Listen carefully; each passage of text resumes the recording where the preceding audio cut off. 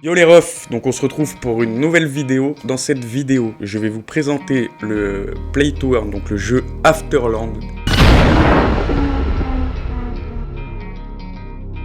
qui est selon moi un très bon projet. Mais avant toute chose, je vais vous parler de Line of Light. Donc déjà, je vous invite à rejoindre Line of Light. Et en ce moment se passe un événement par rapport au site web qu'on est en train de créer chez Line of Light.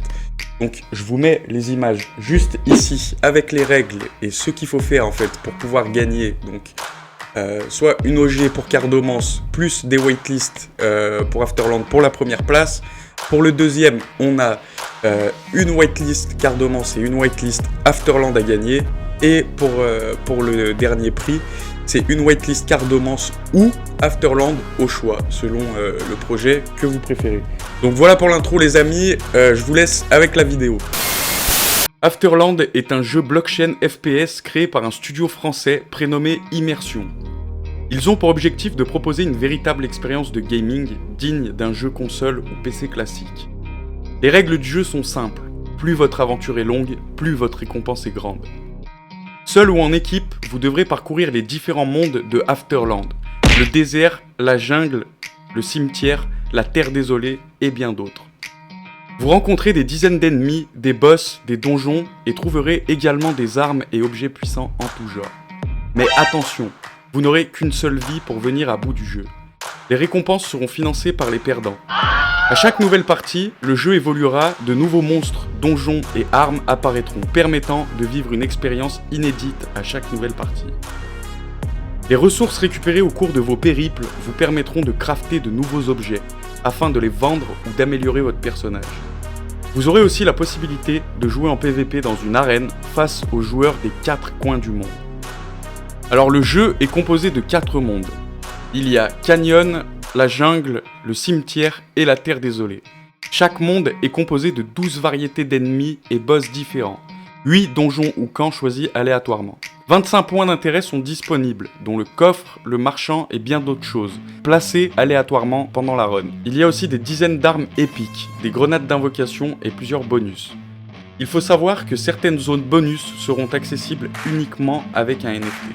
Le lobby s'apparente à une petite maison, mais en réalité c'est un espace social où vous pourrez exposer vos trophées, objets décoratifs et inviter d'autres joueurs pour y faire des fêtes privées ou du commerce. Vous pourrez y entreposer vos machines de production et bâtir votre économie. Les machines produisent des ressources pour jouer au jeu et fabriquer des portails pour lancer des parties.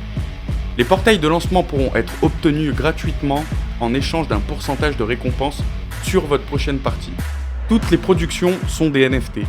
Si toutefois vous n'avez plus d'énergie pour jouer, vous pourrez en trouver sur le marché du jeu. Les joueurs pourront échanger leur énergie contre des pourcentages de gains sur la prochaine run. Alors il faut savoir que dans Afterland, toutes les cartes d'équipement ou de machines peuvent être améliorées. Plus une carte a un niveau élevé, plus le pourcentage d'amélioration est faible. Si l'amélioration échoue, les 2 cartes NFT sont détruites. Lorsqu'une carte est améliorée, elle devient plus puissante et plus rare. Les machines améliorées produisent de nouvelles ressources lorsqu'elles montent de niveau. Vous aurez la possibilité de gagner des cartes d'amélioration pour votre personnage, des skins, mais aussi des tokens. Le AFL, qui lui est un token de gouvernance, permet d'acheter tous les éléments du jeu, hormis l'énergie. Une fois stacké, il génère du token ELEC. Le ELEC, lui, peut être obtenu que par récompense de stacking du token AFL. Ce token est indispensable au fonctionnement du jeu. Il permet de payer la charge énergétique liée aux machines des lobbies, donc les machines des maisons. L'équipe est encore indécise sur le choix de la blockchain utilisée. Il se penche vers IMX, mais rien de certain, cela peut changer à tout moment les amis. Alors les gars, pour le PVP, il faut savoir une chose, c'est qu'on a différents types de ranks. On a bronze, argent et gold. Pour la rank bronze, 20% des perdants payent 80% des gagnants. Donc ça fait que vous n'allez pas être payé grand chose si vous êtes mauvais en FPS. Ensuite, pour la rank argent, 50% des perdants payent 50% des gagnants. Et pour finir, la rank gold, on a 80% des perdants qui payent seulement 20% des gagnants. Donc ça fait que si vous êtes en rank gold, vous imaginez que ça peut vite rapporter. Alors, ce qui est bien avec Afterland, et ce que moi j'apprécie beaucoup, c'est que vous pariez sur votre compétence. Donc si vous êtes bon en FPS, vous allez pouvoir monter en rank et donc potentiellement gagner plus d'argent. Mais si vous êtes seulement un investisseur, ça marche aussi. Vous n'êtes pas obligé d'être bon en FPS parce qu'il y aura un système de Scholar. Donc c'est-à-dire que si vous avez des lobbies, vous créez des NFT, ou vous pouvez payer pour ouvrir des portails de game pour un joueur choisi au préalable.